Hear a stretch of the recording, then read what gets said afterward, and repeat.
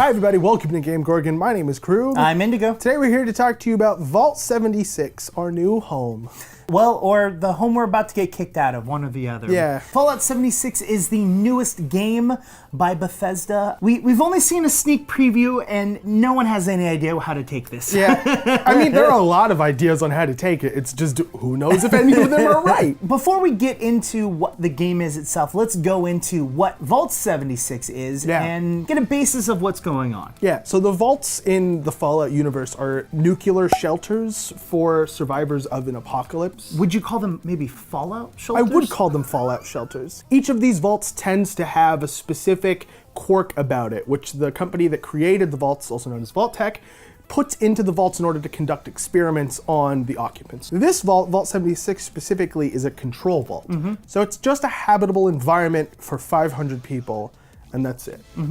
There's no special, or supposedly there's no special quirk or any unique condition about it. Now, we know that it's a control vault because it's actually in a terminal in Fallout 3. Yes. So if you're playing Fallout 3 and one of the terminals will tell you all about some different vaults that are in the world, and it just kind of gives you lore and what's going on. And there's tons of them, not just Vault 76. Oh, yeah. And they're all super interesting. We find out that they're one of 17 control groups. There's 500 people, like you said. Yep. But that's it. Like the only other piece of information is that they're 20 people, or 20 years After the bombs fall. they're going to be then released. Yeah. That's the only other piece of information. Yep. We do find out something else that's a little bit interesting in Fallout 3 in a DLC, in the, I think it's the Home World or Home Planet. Yeah, it's the DLC with aliens. Yes. Someone from Vault-Tec was inspecting the installation of Vault 76. Yeah, this is pre-disaster. Yes. And they were abducted by aliens. Yep. That's it. Yep. Then there's a little bit of information in Fallout 4. In the very beginning of the game, if you stay and don't answer the door, if you watch the news a little bit longer, they mention that Vault 76 is the first vault that they have like open to the public. Gotcha. And that it has sparked interest in having other people, especially with the war that's going on. Right. That's it. That's all the information that we have on Vault 76. In the trailer itself, we do see what year and time it is. Yeah, it says it's 2102, which actually ends up being 25 years after the first bombs fell, which is 5 years after we would expect that vault to have opened. They didn't leave on time, or did they like find a way to get back in and use that environment as like some kind of shelter, or like what? How is it 5 years later? And all of the footage that we're seeing is from inside the vault. And there's only one person that you see. Yeah. And so we don't know. And it's not just there's one person. It's like, it looks like there was just a huge celebration and then everybody vanished.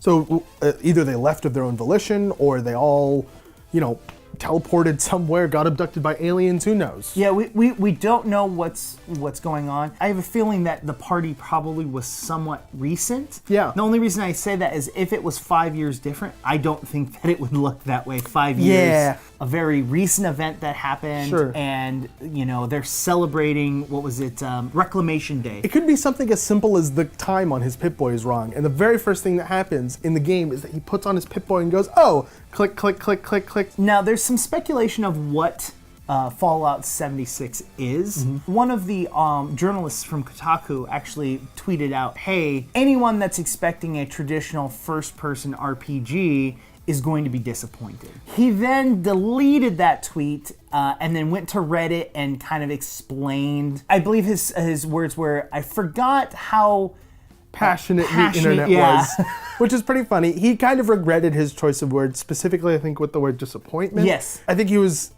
afraid that he was implying that the game itself was disappointing, as opposed to if you have a set of expectations, maybe he should have used the word surprised. Yes. You're going to be surprised. Yeah, and he went on to continue to say a little bit more about what's going on with the game. It is a multiplayer online game that is going to be story focused.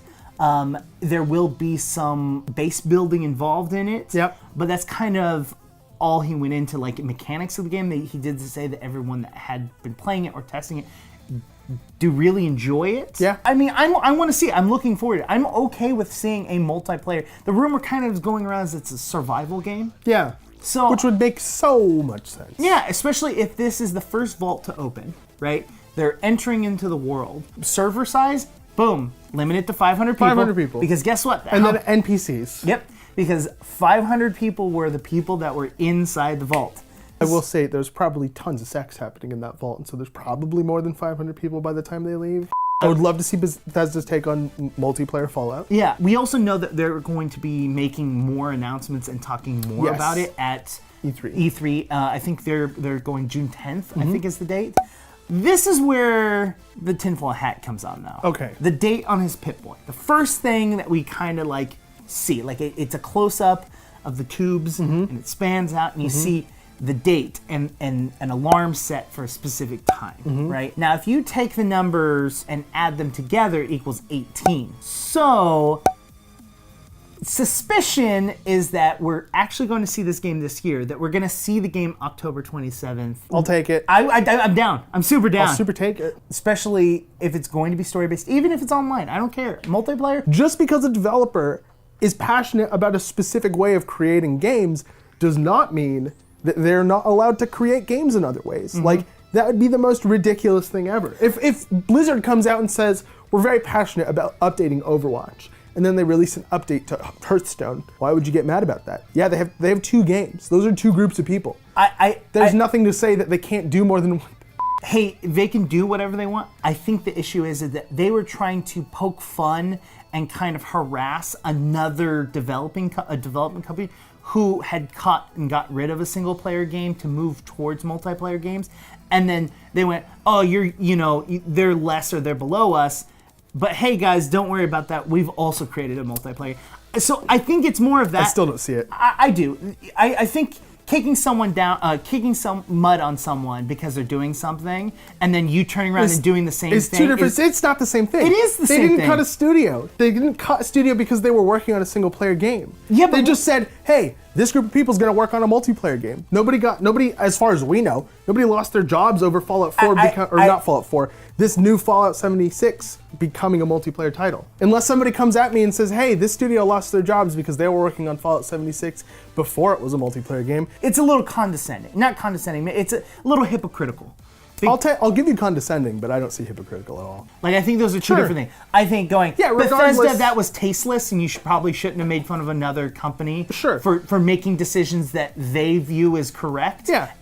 This game is a game. Exactly. It's a piece of art that the marketing team didn't, create it. The developers created it. The developers didn't necessarily have a hand in the hashtag thing. So just like, take a look at the art for what it is. Yeah, no, and that's what I'm saying. Is I think we take a look at Fallout and Fallout 76 and say, Do you keep wanting to say Fallout 4? Because I keep wanting to say Fallout 4.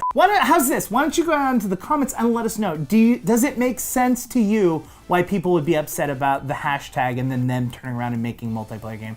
Or does it not make sense and you just screw it like it's a game? It's a good idea. While you guys are down there, make sure to hit the like button, make sure to hit the subscribe button. Go to Instagram, follow us on Instagram. It's at QTimes. Hit the bell icon. If you hit the bell icon, you get early access to Fallout 76. You should hit the bell icon on YouTube, though, not on Instagram. What is the bell icon on Instagram? There isn't one. Oh, That's okay. why I thought it was just a weird jump between Instagram and YouTube. Head over to Twitter and follow us there. Yeah. Have a conversation with us over there. You can have that with me at IndigoQT. You can also have that with me at KrugQT. It's a really weird way of phrasing that. You can also reach both of us at _QTimes. We've been Game Gorgon. We'll see you guys next time.